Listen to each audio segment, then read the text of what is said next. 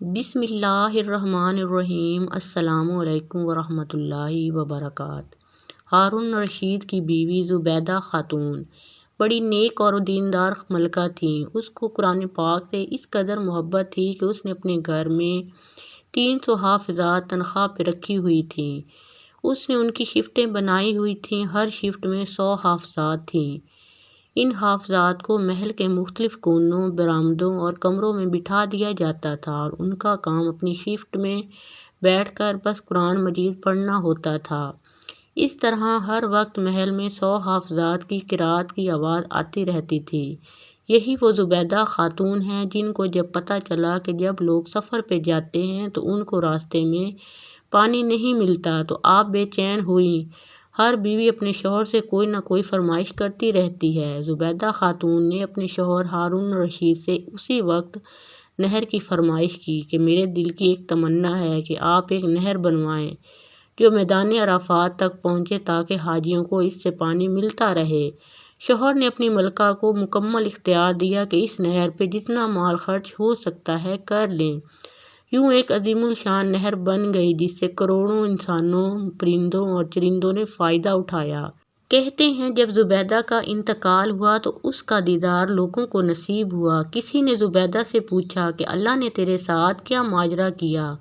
تو زبیدہ نے کہا کہ بس اللہ نے مجھ پہ رحمت کی۔ اس نے کہا زبیدہ تیرے تو کام ہی اتنے بڑے تھے، لوگوں کے لیے نہر بنوائی تو بخشش تو ہونی ہی تھی۔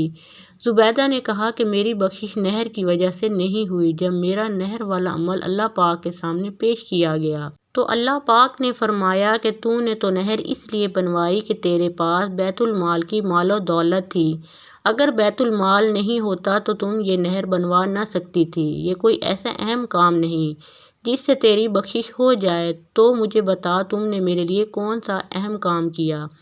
زبیدہ خاتون کہتی ہیں کہ یہ سن کر میں ڈر گئی کہ میرے پاس تو ایسا کوئی عمل نہ تھا۔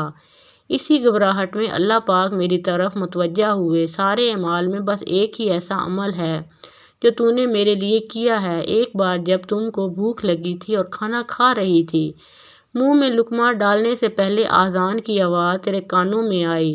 اس وقت تمہارے سر پہ دوپٹہ ٹھیک نہیں تھا، آدھا سر ننگا تھا۔ اس وقت تیرے دل میں خیال آیا کہ اللہ کا نام بلند ہو رہا ہے اور میرا سر ننگا ہے۔ تم نے اپنی بھوک کی پرواہ نہ کی، لقمہ نیچے رکھا اور اپنا دوپٹہ ٹھیک کر لیا اور پھر کھانا شروع کیا۔